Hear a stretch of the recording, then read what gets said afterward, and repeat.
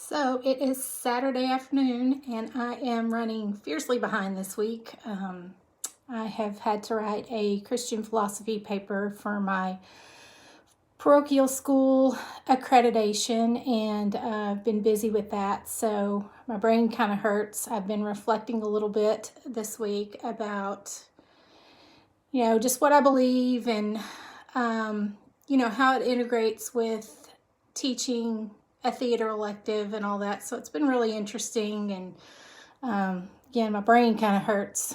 So I did enjoy the Meisner reading this week. I just really think it's a good technique to teach to kids in the secondary level, high school and middle school. I think it teaches them to listen better. I think it teaches them to just overall be better people. It teaches them not to focus on themselves so much because as teenagers, they're a little self-centered at this age. So I think it just really helps them to kind of get out of themselves and learn how to be a less selfish actor.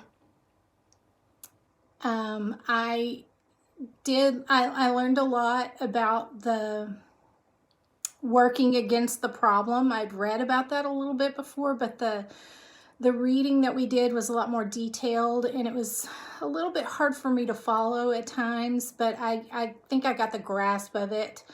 Working against the problem and trying to find out what your scene partner's problem is and playing into that, as opposed to just being so self-absorbed and finding out what your character wants. So I thought it was really interesting, and I learned a lot about that. I like using the repetition exercise. It's an exercise that I use to help kids get to know each other at musical time. When there's kids that aren't in my acting class and they've never worked together, I usually throw them together and do their repetition exercise. When there's connection problems, I try to solve it with the repetition exercise. And also when there's any romantic scenes, a lot of my kids in Christian school haven't even had their first kiss yet. So it's just really interesting and kind of a slippery slope when we're working on those romantic scenes. And is there going to be a kiss? Are we going to fake it? What's going to happen? So the repetition exercise really helps them to kind of break down those barriers. So I've had a lot of success with that. And I do know that I'll continue working on it. I wonder at my age if I would have been, I always think about this when we're in this class. What would I have done at my age? Would I have been receptive to that? And would I've understood? Because there is a few people in the lower percentage of the class that just don't really understand what they're doing. What does this mean? What are we trying to do? This is stupid. You have red tennis shoes, big deal. But the ones who are really there trying to soak it in and learn, they get it and they benefit from it. So this was a good chapter.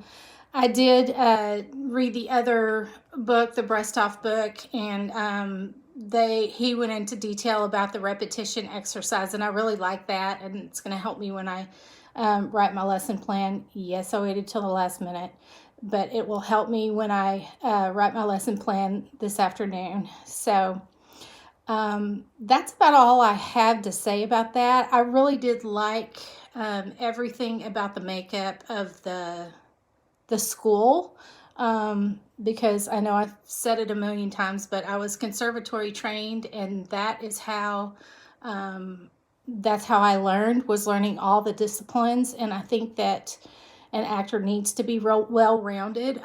When I went into the conservatory, I was an actor only, and I had no idea that I would be influenced by singing and dancing the way I was. I didn't come out of there as a dancer, and I didn't come out of there as a great singer, but I was able to carry some musical roles just because I knew how to use my voice as an instrument.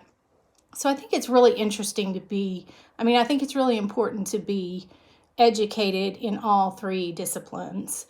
And even, the extending, when he was talking about the other type of body movement that they do, I think that that's all very, very important.